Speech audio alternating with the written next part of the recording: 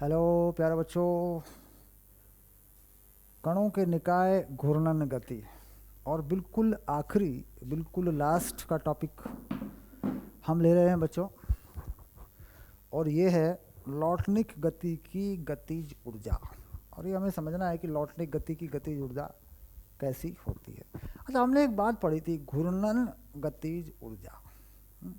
घूर्णन गतिज ऊर्जा यानी घूमने में कितनी ऊर्जा लगती है।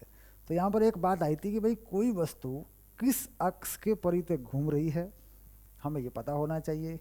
दूसरी बात कि वस्तु का अक्ष के परितः जड़त्व आघूर्ण क्या है। अब क्या यह अक्ष द्रव्यमान केंद्र से गुजरता है या उसके अलावा कोई अपना नया अक्ष है। अगर यह अक्ष द्रव्यमान केंद्र से गुजरता है तो इसका जड़त्वाघूर्ण सामान्य पदों में लगा दिया जाता है, और अगर यह अक्ष द्रव्यमान केंद्र से नहीं गुजरता है तो इसका जड़त्वाघूर्ण समांतर अक्षों के परमें या लंबवत अक्षों के परमें से निकाल कर भी लगा दिया जाता है। ठीक, ये बातें हमने थोड़ा थोड़ा करके पढ़ी हैं। तो हम बात कर रहे हैं लॉटनिक गति की गतिज ऊर्जा। तो सबसे पहले हम लिखेंगे एनसीईआरटी में ये टॉपिक क्या है। टॉपिक है बेटा 7-14-1 लॉटनिक गति की गतिज ऊर्जा। लॉटनिक गति और इसमें लिख दिया गतिज ऊर्जा, बस शाबाश। चलो इसको देख लेते हैं, समझ लेते हैं कैसे काम करेगा ये लॉटनिक गति की गतिज ऊर्जा कैसे काम करेगी। शुरू करते हैं। तो गतिज ऊर्जा का पद हमारे पास होता क्या है। गतिज ऊर्जा के बारे में हम जानते हैं, ये होती है हाफ mv²। इसे हम k लिख देते हैं। सामान्यतः गतिज ऊर्जा ये होती है बेटा, गति के कारण वस्तु में कितनी ऊर्जा है, किसी वस्तु के पास उसकी गति में कितनी ऊर्जा है, ये होती है गतिज ऊर्जा। सिंपल। और गतिज ऊर्जा का ये पद कार्य ऊर्जा के प्रमेय से प्राप्त किया जाता है, यानी कार्य अगर गतिज ऊर्जा में बदल जाए, इसका आधार है तो कितना बनता है।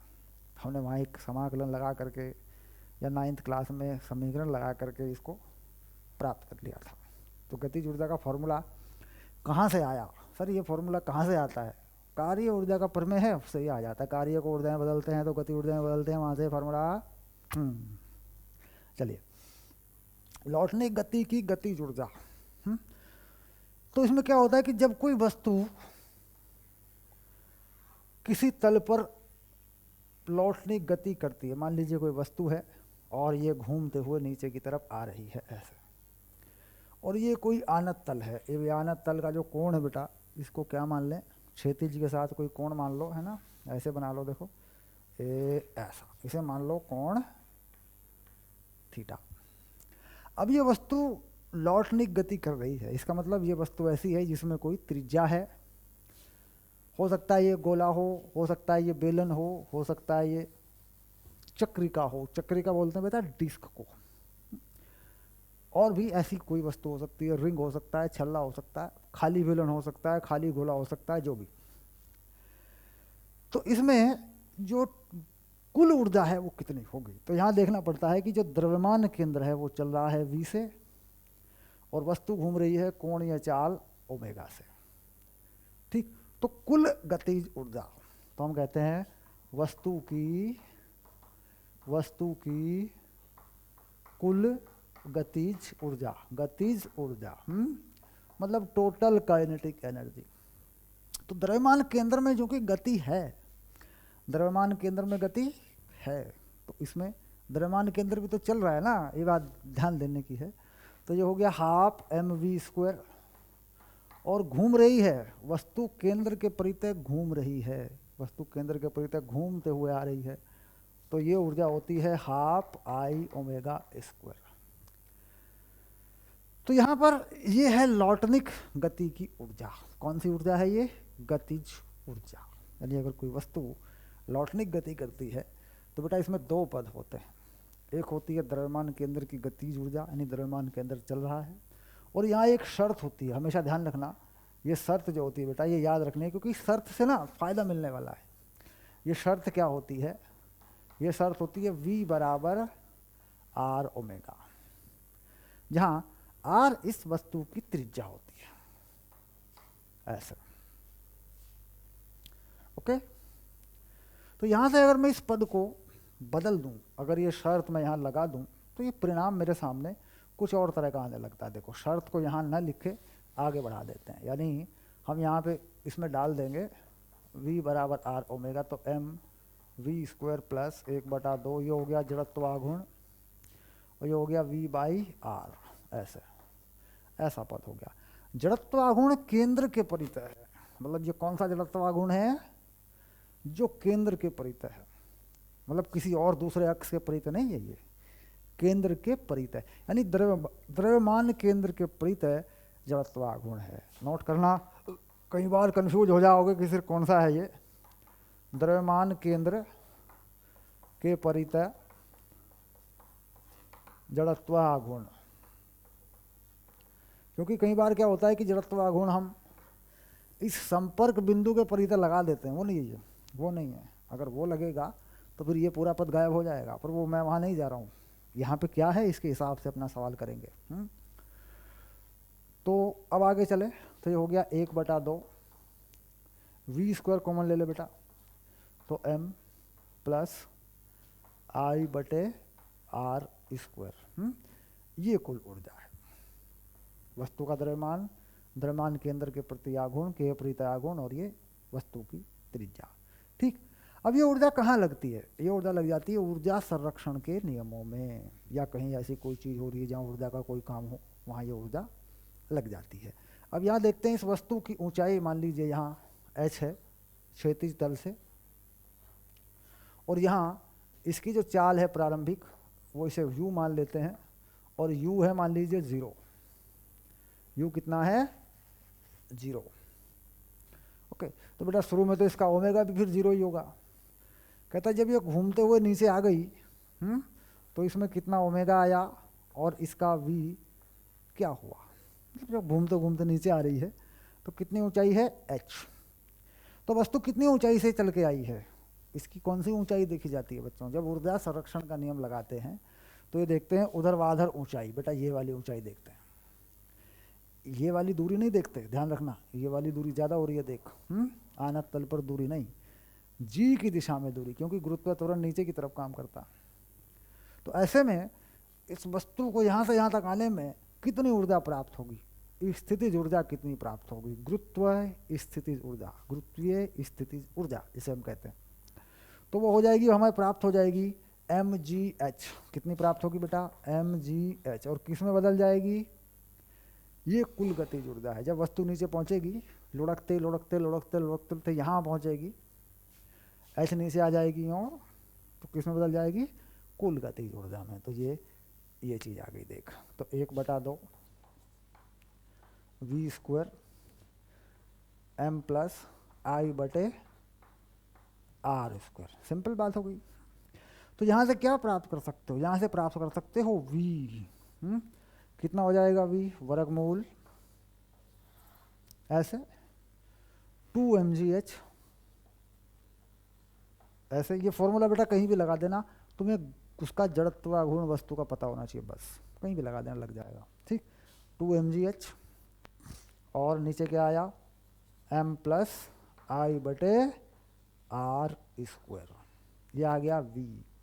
अच्छा, अगर तुम्हें v प्राप्त हो गया तो ओमेगा भी प्राप्त हो जाएगा बेटा, v बटे आर से देखो ये ओमेगा प्राप्त हो जाएगा, कोणीय चाल भी तुम्हें प्राप्त हो जाएगी। ठीक, तो ये सिंपल सा मैटर है, लौटनी गति में कुल कितनी गतिज ऊर्जा होती है। तो बेटा इसमें दो पद होते हैं, एक द्रव्यमान केंद्र चलता है उसके कारण होती है, एक द्रव्यमान केंद्र के परितः वस्तु घूमती है कोणीय चाल से, उसके परितः होती है, उसके कारण होती है। v बराबर आर ओमेगा वाला कंसेप्ट लगा के v आर में बदल लेते हैं, v आ जाता है। v कहीं लगाना हो ऊर्जा संरक्षण वगैरह में तो ऐसे इस्तेमाल कर लेते हैं mgh के पदों में। ऊर्जा कुल ये होती है, तो ऊर्जा को हाईलाइट कर लें, ऊर्जा कितनी होती है सर? कुल ऊर्जा कितनी होती है? तो ये कुल ऊर्जा वाला पद है बेटा, ये देखिए रहा, बस। शाबाश। चलिए अब सवाल, कोई सवाल है तो करते हैं। देखो यहाँ पे आ गया उदाहरण 7 16, उदाहरण नंबर 7, 16। ठीक, चलो इसे हटा देता हूँ बेटा मैं, शाबाश। 16 नंबर का उदाहरण हम पढ़ेंगे। यह आपने फॉर्मूला समझ लिया होगा, और ये तो बेटा वीडियो रिकॉर्डिंग है, पीछे हटा कर भी देख सकते हैं। पूरे कोर्स हमारे रिकॉर्डिंग में उपलब्ध है बेटा आपको, है ना। विज्ञानकुलम ऐप आपकी अपनी ऐप है बेटा, वहाँ जाके पढ़ें। चलिए अब लेते हैं उदाहरण 7, 16, शाबाश। चलिए, 3 पिंड हैं, वलय, छल्ला। एक है वलय, ये है वलय। तो वलय का मोमेंट ऑफ इनर्शिया I बराबर mr²। बेटा ध्यान रखना, केंद्र के परितल लिखे जाते हैं ये। ठोस बेलन, एक है ठोस बेलन, ठोस बेलन को ऐसे बना दूं, ठोस बेलन है, इसका भी केंद्र के परितल मोमेंट ऑफ इनर्शिया mr²/2 लिखा जाता है बेटा। ठोस गोला, ये गोला है,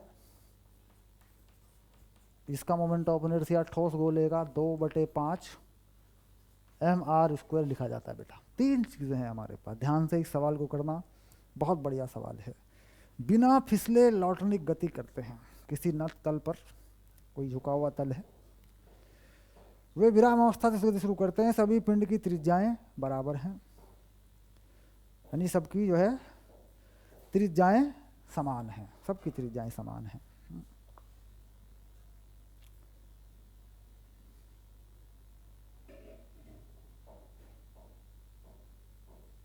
सबसे ज़्यादा वेग किसका होगा?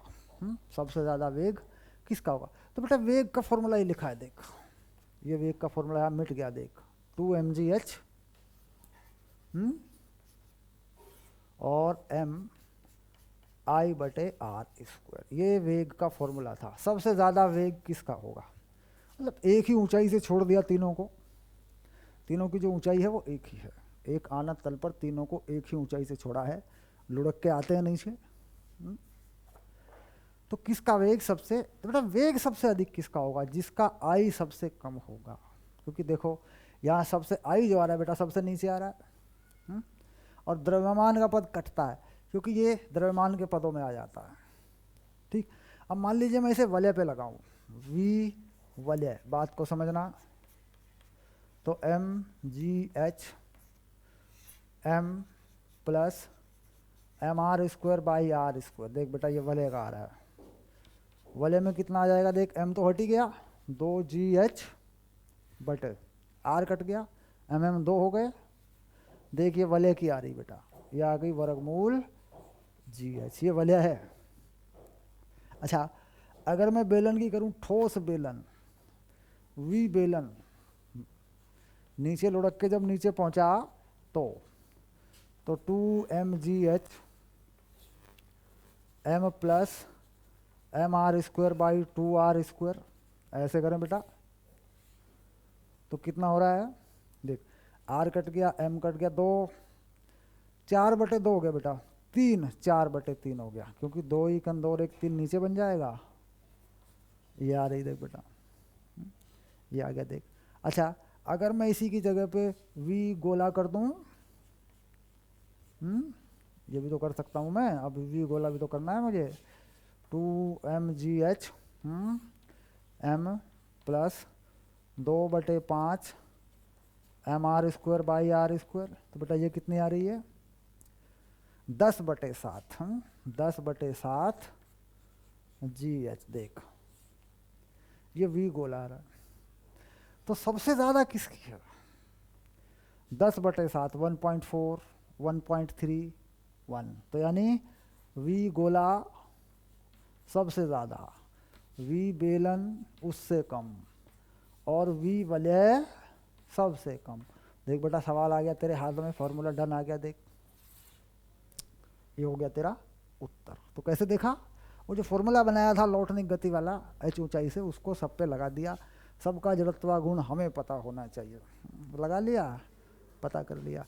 यानी जिसका जड़त्वा गुण सबसे कम है उसकी चाल सबसे ज़्यादा होती है, उसका त्वरण सबसे ज़्यादा होता है, वह सबसे पहले नीचे पहुंचता है। भाई चाल ज़्यादा है इसका मतलब, अगर एक ऊंचाई से छोड़ें, एक अनंत तल पर छोड़ें, एक ही जैसे पे छोड़ें, एक ही अनंत तल पर तीनों को छोड़ दें, तो सबसे पहले कौन पहुंचेगा? गोला। सबसे ज़्यादा त्वरण किसका होगा? गोले का, वो तेज चलेगा, सबसे पहले पहुंचेगा। ठीक, सबसे ज़्यादा चाल उसकी होगी। तीन बातें होती हैं, कौन पहले पहुंचेगा? नंबर एक। किसका त्वरण सबसे ज़्यादा होगा? नंबर दो। चाल किसकी सबसे ज़्यादा होगी? तो जिसका जड़त्व आघूर्ण सबसे कम होगा वह सबसे पहले पहुंचेगा, उसकी चाल सबसे ज़्यादा होगी, उसका त्वरण सबसे ज़्यादा होगा। ऐसे ही याद हो गया, शाबाश। चलिए आगे देखेंगे, आगे पढ़ेंगे। एक क्वेश्चन और बेटा इस तरीके से करना है, गोले पे है ये क्वेश्चन, है ना? हाँ चलिए, तो ये आपका सवाल था 7, 16 और ये आखिरी सवाल था बेटा, बिल्कुल। हाँ बिल्कुल आखिरी सवाल। हाँ चलिए, अब करेंगे एनसीईआरटी के हल, यानी अपने सवालों को हल करेंगे। डायरेक्ट एनसीईआरटी को अटैच कर रहा हूँ बेटा, शाबाश। विचारणीय विषय बहुत कुछ है बेटा बुक के अंदर, थोड़ा बहुत इसका जो विचारणीय विषय है वो ज़रूर पढ़ें, और याद रखने योग्य क्या बातें हैं वो भी ज़रूर पढ़ें, क्योंकि ये बहुत बढ़िया चैप्टर है और ज़्यादातर लोगों से ये चैप्टर होता नहीं है, ज़्यादातर लोगों से ज़्यादातर लोग इसे करते नहीं हैं, घबरा के छोड़ देते हैं। खैर, लेकिन ये बात भी सही है कि ज़्यादातर लोग इसको पढ़ाते ही नहीं हैं। अब ज़्यादातर टीचर अगर नहीं पढ़ाएंगे तो ज़्यादातर बच्चे नहीं पढ़ेंगे ना बेटा, ये भी तो बात है। देखो इसमें भी तो कोई दिक्कत नहीं है, ये बात भी तो हम मान सकते हैं ना भाई। ज़्यादातर टीचर नहीं पढ़ाया तो ज़्यादातर बच्चे कहाँ से पढ़ेंगे बेचारे, हैं? चलिए आगे बढ़ते हैं, शाबाश, और करते हैं एनसीईआरटी के संपूर्ण हल। एनसीईआरटी के संपूर्ण हल करते हैं बेटा, शाबाश। ओके, चलिए देख लीजिए पहला सवाल।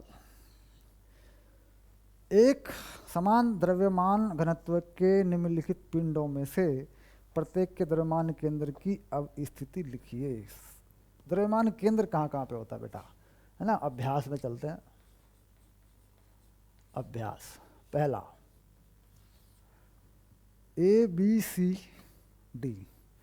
ए यह है गोला, तो गोले का कहाँ होता है बेटा?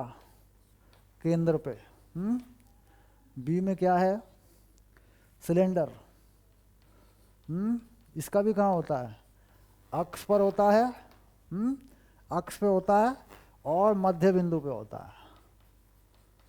अक्ष और मध्य बिंदु, मतलब अक्ष लंबाई का जो मध्य बिंदु होता है, बेलन का केंद्र भी बोल देते हैं इसको। बेलन के अक्ष पे होता है, बेलन बनाए ऐसे, यूं, ऐसे। बेलन का अक्ष ही होता है बेटा, ये देखो ऐसे ऐसे, और इसके बिल्कुल मध्य बिंदु पे होता है। छल्ला, छल्ले का केंद्र पे होता है। जो छल्ला है उसका कहाँ होता है? इसका केंद्र पे होता है। डी,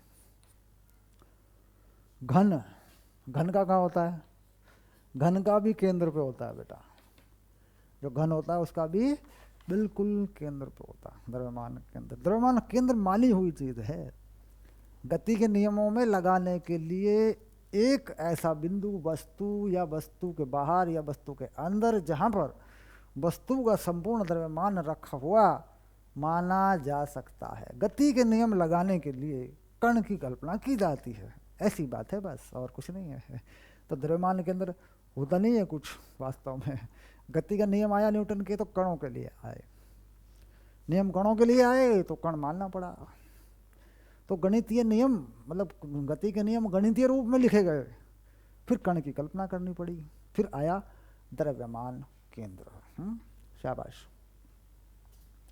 और द्रव्यमान केंद्र का जो डेरिवेशन है बेटा, द्रव्यमान केंद्र का जो डेरिवेशन है वो भी न्यूटन के गति के नियम के आधार पर ही संवेग अचर रहता है, उसके हिसाब से हमने बनाया था, उसी के हिसाब से बनता है। वो भी मैंने वहाँ बताया था आपको कि भाई ऐसा क्यों करना पड़ा। चलिए, अब इसके बाद क्या किसी पिंड का द्रव्यमान केंद्र आवश्यक रूप से उस पिंड के भीतर स्थित होता है? नहीं, जरूरी नहीं है। पिंड के भीतर भी हो सकता है, पिंड के बाहर भी हो सकता है, कोई जरूरी नहीं है। द्रव्यमान केंद्र काल्पनिक होता है, इसकी स्थिति कहीं भी हो सकती है। ठीक है, जैसे छल्ला है मान लीजिए, तो छल्ला का अंदर कहाँ है, छल्ले का केंद्र, छल्ला कहीं और है।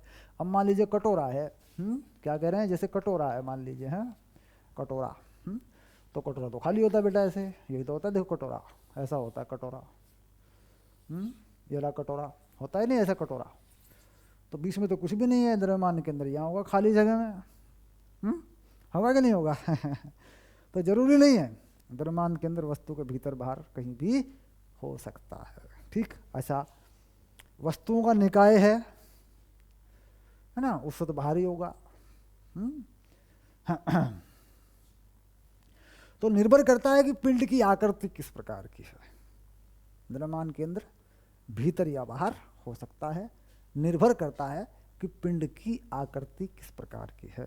तो इसमें क्या लिखेंगे, पिंड की आकृति के अनुसार, आकृति के अनुसार उसके भीतर या बाहर स्थित हो सकता है। देखो क्या लिखा मैंने, द्रव्यमान केंद्र पिंड की आकृति के अनुसार उसके भीतर या बाहर स्थित हो सकता है। देखो मैंने उदाहरण भी दिया कटोरा। खैर चलिए अब देखते हैं दूसरा सवाल।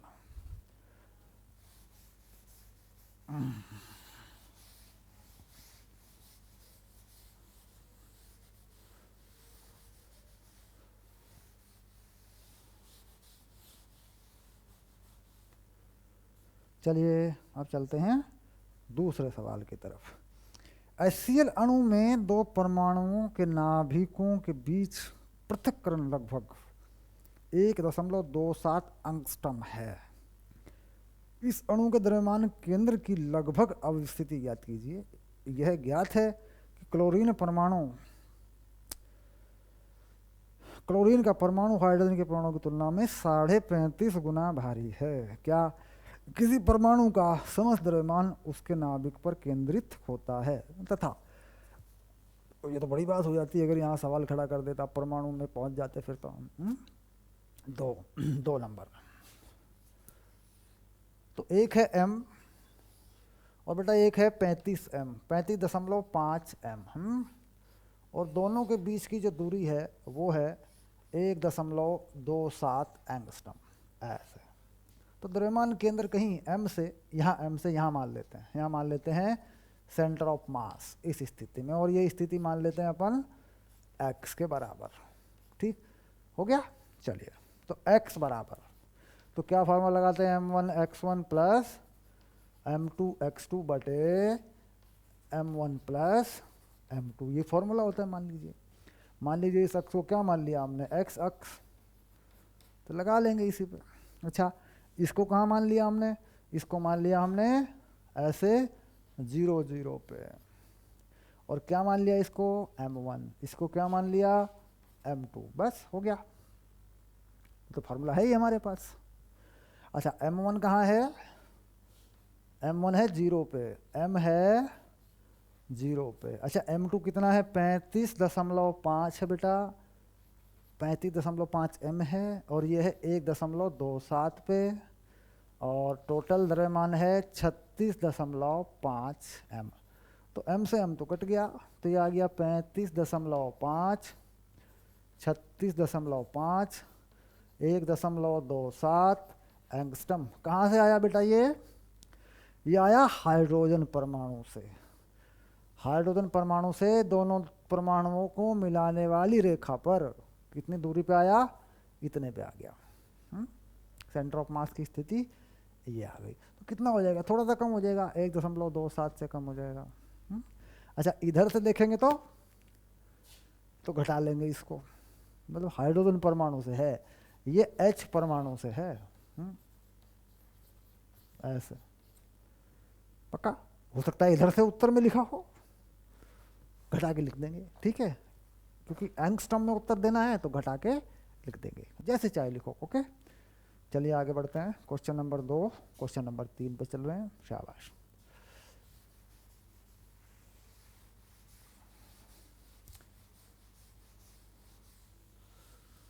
ओके, शाबाश। क्वेश्चन नंबर 3 क्या कहते हैं? कोई बच्चा किसी चिकने क्षैतिज फर्श पर एक समान चाल v से गतिमान किसी लंबी ट्रॉली के एक सिरे पर बैठा है। यदि बच्चा खड़ा होकर ट्रॉली पर किसी भी प्रकार से दौड़ने लगता है, तब निकाय ट्रॉली प्लस बच्चा के द्रव्यमान केंद्र की चाल ज्ञात कीजिए। ठीक, क्वेश्चन नंबर 3 ये कह रहा है कोई ट्रॉली है इस तरीके से, ये ट्रॉली है कोई ऐसे, और ये ट्रॉली एक चाल से गतिमान है। ये ट्रॉली क्या बेटा? एक चाल से जा रही है ऐसे। ट्रॉली का द्रव्यमान है, बच्चे का द्रव्यमान है। तो ये मान लेते हैं कि ये ट्रॉली का द्रव्यमान है और यहाँ बच्चा है, ये बच्चे का द्रव्यमान है। तो ट्रॉली और बच्चे का जो द्रव्यमान केंद्र है, ट्रॉली और बच्चे का कहीं ना कहीं द्रव्यमान केंद्र है। मान लीजिए यहाँ है द्रव्यमान केंद्र, तो द्रव्यमान केंद्र में जो कुल संवेग है आगे की तरफ वो कितना है? कुल संवेग है ना। तो P ये होता है m प्लस m v है, ये कुल संवेग है, कुल संवेग ऐसे। और है किसका? द्रव्यमान केंद्र। तो द्रव्यमान केंद्र की गति भी तो बेटा v होगी ना भाई। जब ट्रॉली v से चल रही है, ट्रॉली की चाल कितनी है? v आगे की तरफ। बच्चा बैठा है आराम से, तो ट्रॉली का कोई द्रव्यमान है, तो बच्चे और ट्रॉली के का द्रव्यमान केंद्र कहीं भी होगा, तो वो भी तो v से ही चल रहा है, सब कुछ तो v से ही चल रहा है। तो कुल द्रव्यमान केंद्र पर जो संवेग है वो इतना है आगे की दिशा में। अच्छा, अब ये कह रहे हैं कि साहब जब बच्चा ट्रॉली पर दौड़ने लगता है, जब बच्चा ट्रॉली पर दौड़ने लगता है, द्रव्यमान केंद्र की चाल क्या होगी? तो हम ये कह रहे हैं कि संवेग संरक्षित है। क्या कह रहे हैं? संवेग संरक्षित है। ये बात पक्की है। अतः द्रव्यमान केंद्र की चाल नहीं बदलेगी, अतः द्रव्यमान केंद्र की चाल नहीं बदलेगी। क्यों नहीं बदलेगी बेटा? बताओ मुझे। क्योंकि संवेग संरक्षित है। अब ऐसा होता है, देखो द्रव्यमान केंद्र की चाल ये है पहले। अब मान लीजिए बच्चा दौड़ने लगता है, बच्चा दौड़ने लगता है, बाद में क्या हुआ कि बच्चे का जमीन के सापेक्ष एक वेग आ गया, जमीन के सापेक्ष v डैश, और ट्रॉली में एक वेग आ गया जमीन के सापेक्ष नया v डबल डैश। तो ये ट्रॉली हो गई m पे, ये छोटा m हो गया। तो बाद में संवेग कितना होगा? बाद में संवेग होगा p, इसे मान लेते हैं p1, और इस बाद वाले संवेग को मान लेते हैं p2। तो बेटा ये कितना होगा? m v dash plus m v double dash. तो संवेग तो नहीं बदलेगा। द्रव्यमान केंद्र कब, द्रव्यमान केंद्र की गति कब प्रभावित होगी? जब बाहर से कोई बल लगा दें, इस निकाय पर बाहर से कोई बल लगा दें, संवेग को बदल दें, तो होगा नहीं। तो P1 बराबर P2 वही का वही रहेगा। तो द्रव्यमान केंद्र का वेग फिर से वही बना रहेगा जो यहाँ पर है। द्रव्यमान केंद्र का वेग यहाँ देखें तो कितना होगा? एम वी बटे एम प्लस एम, यही होगा अभी तो, क्योंकि द्रव्यमान केंद्र का वेग होता है VCM। इसको याद करना बेटा, m1 v1 plus m2 v2 बटे m1 प्लस m2 होता है कि नहीं? द्रव्यमान केंद्र का वेग पढ़ा था हमने। तो यानी m1 v1 plus m2 v2 यही है। बाद में m1 v1 plus m2 v2 है तो वही। कुल मिला के द्रव्यमान केंद्र का वेग अगर बदलना है तो निकाय पर बाहर से बल लगाना पड़ेगा, है ना। चलिए, तो फैक्ट क्या रहा? फैक्ट रहा द्रव्यमान केंद्र पर बाहर से कोई बल नहीं लगा है, संवेग संरक्षित है, अतः वेग नहीं बदलेगा। शाबाश। चलिए क्वेश्चन नंबर 3 खत्म। अब चलते हैं क्वेश्चन नंबर 4 की तरफ।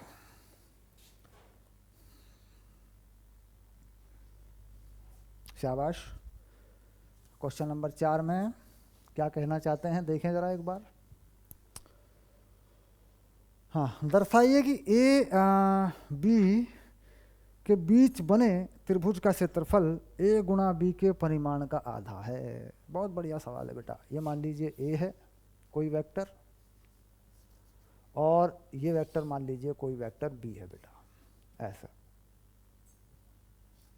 ठीक, ये कोण थोड़ी देर के लिए मान लीजिए थीटा है, ये त्रिभुज है, ये लंब डाल दिया हमने यहाँ, लंब ऐसे डालते हैं बेटा। तो अगर मैं इसको परिमाण में मान लूँ ए को, तो लंब की लंबाई ए ओ ए बी सी, तो ओ ए क्या होगा बेटा, ओ ए होगा ए साइन थीटा। ये हो गई ऊंचाई, त्रिभुज की ऊंचाई नहीं होगी बेटा ये। अच्छा, बी सी क्या हो गया इसका, बी सी हो गया इसका बी के बराबर, और ये हो गया बेटा आधार। तो क्षेत्रफल कितना हो गया, क्षेत्रफल क्या होता है, 1/2 ऊंचाई गुना आधार। तो 1/2 ऊंचाई कितनी है बेटा, ए साइन थीटा। अच्छा, आधार कितना है, बी, 1/2, ये हो गया ए बी साइन थीटा। अच्छा, ए बी साइन थीटा क्या होता है, ये होता है ए वेक्टर और बी वेक्टर के सदिश गुणन का परिमाण। होता है कि नहीं परिमाण। ए बी साइन थीटा क्या होता है, ए क्रॉस बी होता है। कितना बढ़िया सवाल था, शाबाश। चलिए आगे देखते हैं और थोड़ा सा, अगला सवाल देखेंगे। बहुत बढ़िया, आगे चलते जाएं।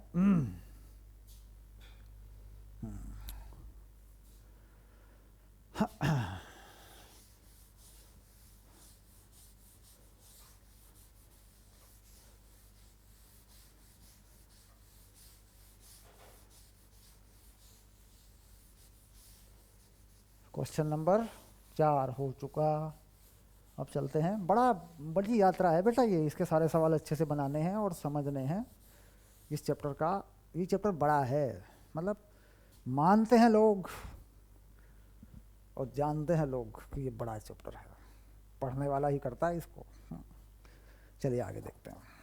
क्वेश्चन नंबर 5, 7 5 क्या कहते हैं, दर्शाइए ए डॉट बी गुणा सी का परिमाण 3 सदिश राशियों से बने समांतर षटफलक के आयतन के बराबर होता है। तो क्या करना है, मान लीजिए हम इस तरीके से यूँ, ये ये है बेटा कौन सी साइड है, बी सी, इसको बी मान लिया और इसको सी मान लिया, और एक समांतर चतुर्भुज बना लिया ऐसा। ठीक, तो हमने पता लगा लिया था अभी अभी कि इसका जो क्षेत्रफल होता है ये वाला पूरा कंप्लीट, ये होता है ए बी सी डी, है ना। तो क्षेत्रफल किसका, ए बी सी डी का, ये होता है बी सी, ये कोण मान लीजिए थीटा है बेटा, बी सी साइन थीटा। क्योंकि त्रिभुज बनेगा ना तो आधा होता है, अभी निकाला था हमने त्रिभुज का ना, तो पूरा समांतर चतुर्भुज कितना होता है, बी सी साइन थीटा। ठीक, अब इसके लंबवत अगर मैं देखूं, ये दिशा होती है बेटा किसकी, ये दिशा होती है एन कैप। एन कैप जो दिशा होती है, एन कैप होता है बी गुना सी की दिशा होती है ना। सदिश गुणनफल की दिशा बेटा तल के लंबवत होती है ना। अब इस दिशा में हमने रखा ए ऐसे, तो यहाँ तक मान लो मैंने ए काट लिया, तो कुल मिला के ऐसे ए काट लिया मैंने, यूँ कट गया कि नहीं कट गया ये, तो ये हो गया, ऐसे हो गया और ऐसे हो गया ये क्षेत्रफल ऐसे। तो ऊंचाई क्या हो गई, ए। ठीक, तो आयतन कितना हो गया, आयतन हो गया A B C sine theta.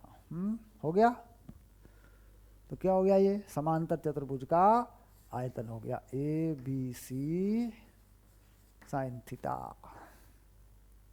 क्यों, क्योंकि देखिए षटफलक हो जाएगा, 6 भुजाएं होंगी इसमें, 1 2 3 4 5 6, समझ रहे हैं, मतलब घन हो जाता है, घन। अगर मैं इस थीटा को 90 कर दूं तो क्या बनेगा, घन या घनाभ हो जाता है फिर ये। तो कुल मिला के ये फॉर्मूला बता रहा है ए डॉट बी गुना सी क्या होता है, A B C sine theta. और क्या हो गया, समांतर षटफलक का आयतन होता है। शाबाश।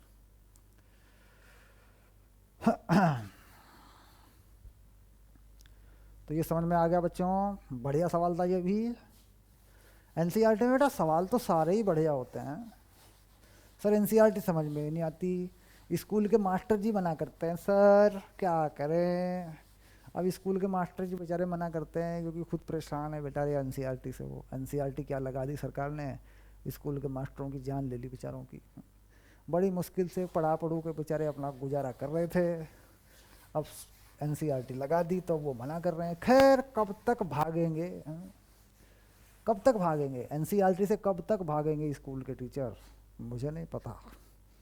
जब तक भाग सकते हैं तब तक भागेंगे। कुछ लोगों ने तो एनसीईआरटी पर आधारित किताबें बना दी प्राइवेट में।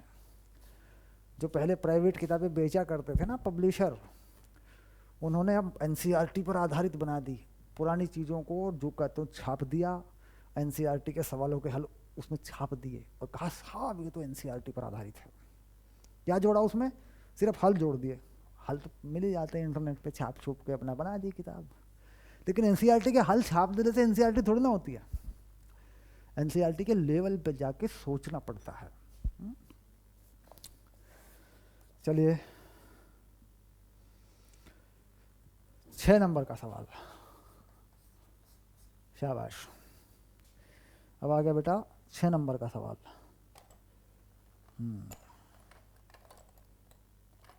ओके,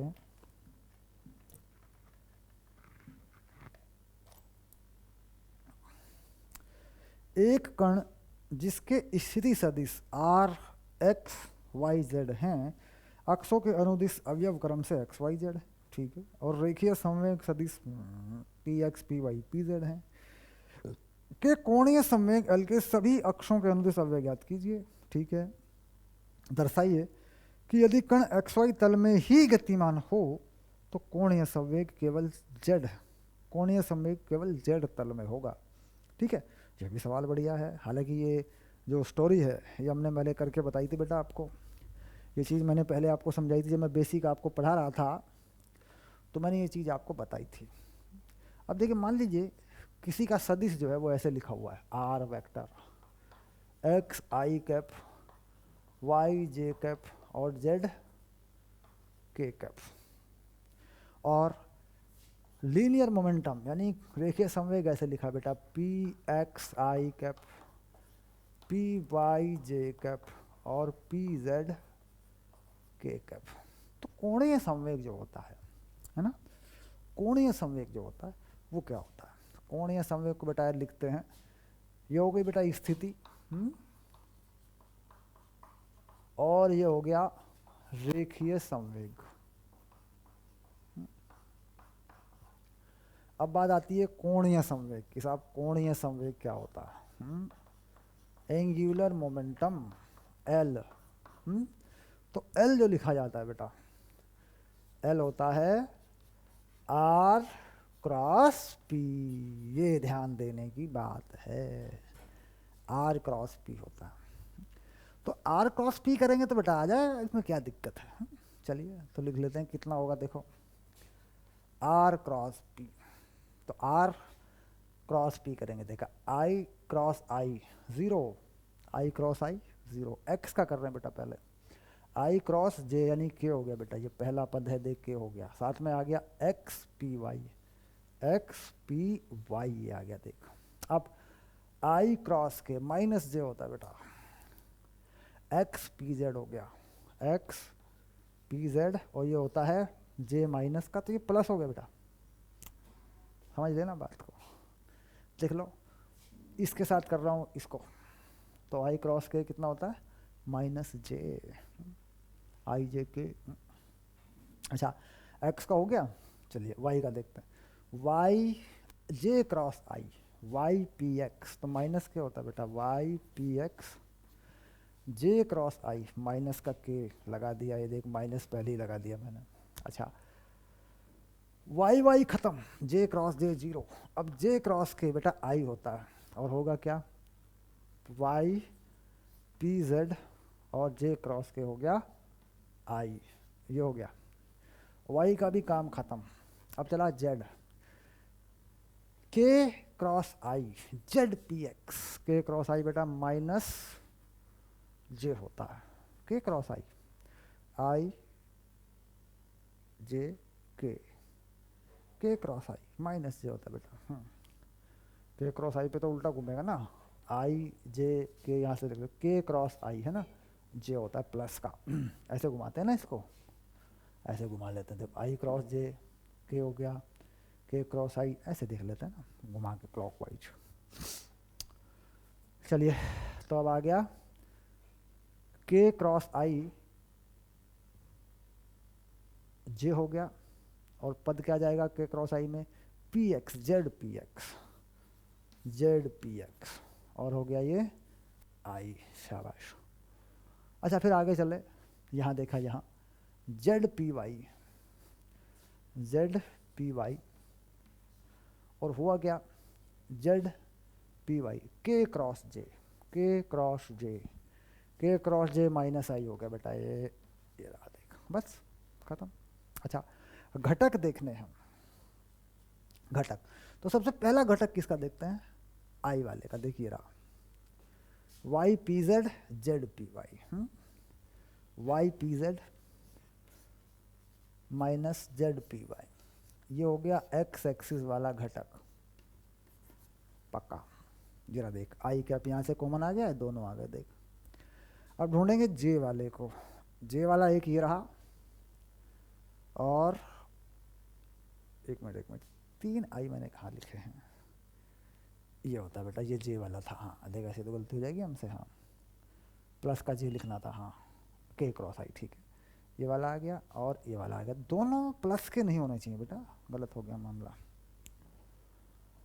ये दूसरा पद है जेड का, जेड के क्रॉस आई जे है, ठीक है, प्लस का पद है।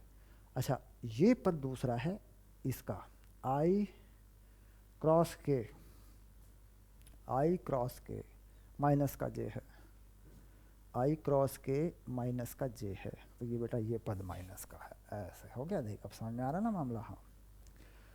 तो कुल मिला के Z P X minus X P Z, Z P X minus X P Z, गुणा करने में ध्यान रखें एक्स पी जेड, तो ये हो गया जे वाला पद प्लस। अब के वाला ढूंढो, कहाँ के वाला, X P Y minus Y P X, X P Y minus Y P X, ये हो गया के वाला पद, ये के वाला हो गया, सब। अब देख इसमें ध्यान से देख एक बार, ये क्या बेटा, ये है एल एक्स आई कैप, ये वाला पद, ये है L x Y J cap, देखिए वाई है, वाई एक्सिस पे एंगुलर मोमेंटम है, ये है एल जेड के कैप, तो ये है वेक्टर एल, हो गए तीनों घटक, तीनों घटक आ गए। अब तीनों घटकों को अलग अलग लिख सकते हैं, एल एक्स कितना हो गया, Y P Z minus Z P Y, L Y X पे कितना हो गया, Z P X minus X P Z, ये हो गया बेटा। एल जेड कितना हो गया, X P Y minus Y P X, है ना, वाई पी एक्स, ये आगे देख तीनों, एक ये रहा, एक ये रहा, एक ये रहा। अच्छा, अब इन्होंने दूसरी बात और कही कि अगर एक्स वाई तल में गतिमान है, अगर एक्स वाई तल में गतिमान है तो कोणीय संवेग केवल जेड अक्ष पे होगा, यानी अगर एक्स वाई तल में गतिमान है तो कोणीय संवेग ये होगा, ठीक, ये भी तो कहानी है एक। चलिए अब देखते हैं, अब लिखते हैं यदि कण एक्स वाई तल में गतिमान है, अब क्या लिखते हैं, यदि कण एक्स वाई तल में गतिमान है, अब उस चीज़ को बना के देखते हैं क्या बनेगा।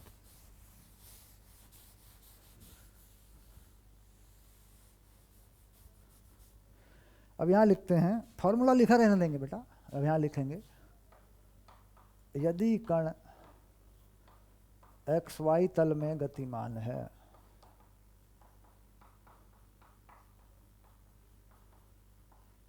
तो आर कितना होगा, आर होगा x I cap plus Y J cap, ये आर होगा बेटा। और इसका रेखीय समय क्या होगा, पी एक्स आई कैप और पी वाई जे कैप। तो एल कितना होगा, एल होगा आर क्रॉस पी के अनुसार। तो कितना आ गया देख, एक्स आई आई खत्म हो गया, आई जे यानी के हो गया X P Y minus Y P X, और कितना हो गया के, बस यही ना आएगा। तो कोणीय संवेग केवल जेड अक्ष पे होगा, तो एल केवल जेड अक्ष पे होगा। देखो केवल के कह पाया ना, देखो कितना बढ़िया फंडामेंटल था समझदारी में। मतलब एक ऑब्जेक्टिव बना दे कि साहब एक्स वाई तल में एक कण चल रहा है तो उसका कोणीय संवेग जेड एक्सिस पर होगा। शाबाश, हो गया ये सवाल। चलिए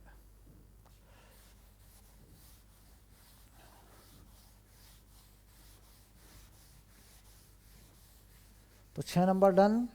ओके,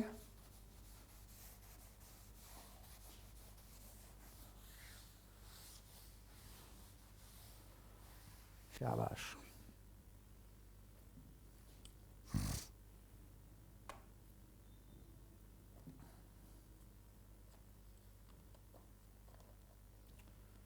चलिए आगे चलेंगे बेटा, अगला सवाल करेंगे, क्या है देखते हैं पढ़ के। क्लास लेक्चर का टाइम नोट कर लेते हैं एक बार, कितना हो गया हमारा 47। चलिए अगली क्लास में लेते हैं। ओके।